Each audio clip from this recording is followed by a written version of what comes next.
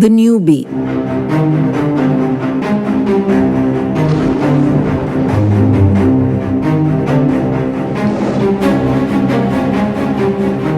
I was bundled into the back seat of the gypsy. I held a rifle. In spite of all the training sessions at the range and previous 2 days at the camp, it felt massive, heavy, and unfamiliar. I was quietly grateful that I hadn't been entrusted with any bullets. I planted the stock on the floor of the vehicle, pointed its narrow mouth to the heavens, and gingerly supported the cold steel barrel as I tried to suppress the shivers coursing through my body. I was the newbie, first shikar. But the eagerness I'd felt when I'd been discreetly approached to join the expedition had completely evaporated. I fervently hoped my silence would prevent my terror from being generally known. The shikari, the game guide, and the driver were the only other silent ones in the four-wheeler. All the rest, paying customers like me, were charged with raging machismo and great globs of testosterone. A bottle of booze was passed from hand to hand and everyone took a swig. Mine was in the hope of Dutch courage. But it failed. My feet still trembled in my newly purchased hunting boots, and my hands, stuffed one at a time into the pockets of my camouflage jacket, remained cold and bloodless. I prayed that the fixed guard would have fallen sick and been replaced by another, not so amenable, and the plan would have to be aborted. But the boom was obligingly lifted as we approached, and we were waved through without pause. The shikari permitted the high spirits of the others a few more minutes, then called for silence. Instantly, an expectant hush fell over us all. Eyes earnestly scanning the margins of the road as we whizzed through to a deeper part of the forest, as if tigers might conveniently manifest themselves. There was a hum of excitement and anticipation, and despite my fears and dread and everything else, it infected me. I felt 8 feet tall and six-packed to the hilt. I was wedged between two veterans of the hunt and knew I wasn't expected to play a major role. No bullets, remember? But I intended to credit myself honorably and enjoy the experience. I took deep breaths to calm myself, continuously scanning the surroundings as we drove by. I wanted to be the first to spot something. The driver slowed down, and we all followed the sight line of the shikari. I could see a number of bright lamp lights shining at us out of the darkness, eyes catching and reflecting the starlight. A herd. I was surprised to hear the shikari whisper, "Spotted deer." How could he tell? The atmosphere in that vehicle was supercharged. We were breathing as one man, one heartbeat, one goal, united in our manic yearning for blood. I couldn't think anymore. I was just feeling, experiencing, and found myself pulled along on the combined fever of emotion in that gypsy. The bloodlust surged in me, and I was consumed by it.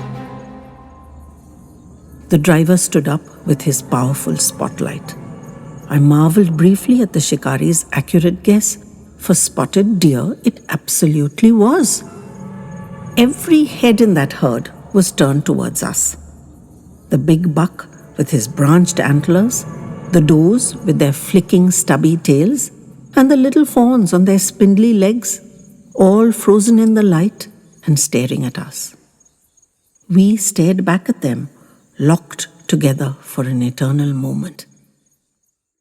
The dark night, the cold air, the forest with its tall trees and grassy clearings, the black ribbon of road behind and ahead, all of us bunched together in the gypsy, and this silent, unmoving herd watching us. The upheld fist of the shikari kept us silent and unmoving too, till the herd accepted the light and returned, watchfully to feeding. Their sentries kept an eye on us, but the rest of them accepted the danger of our presence and got on with their lives. They were used to four-wheelers. They didn't instinctively flee as they would have from a four-legged predator. We were riding on the trust created by the daytime tourists. I registered that intellectually, but felt no shame at the treachery. Perhaps the deer thought the rifles were the long photo lenses of their daytime camera-wielding watchers, unsuspecting that these nighttime watchers were infinitely more dangerous. They remained calm, cropping and munching grass, moving comfortably to the next clump of juicy green, and other than the sentries, ignoring us. The shikari gave the go-ahead, and two of our party raised and steadied their rifles on the padded sides of the vehicle. I too leaned forward and crouched on the edge of my seat, mimicking their movements. The whole lot of us was still and barely moving, welded together in the intensity and focus of the moment. The guns went off with an explosion of sound, and the herd vanished, leaving behind its fallen comrades. In a trice, the shikari and the driver had leapt out. I heard a single mercy shot. I watched as the limp carcass of what had just been a beautiful living creature was bundled into burlap and stashed hurriedly in the back of the gypsy.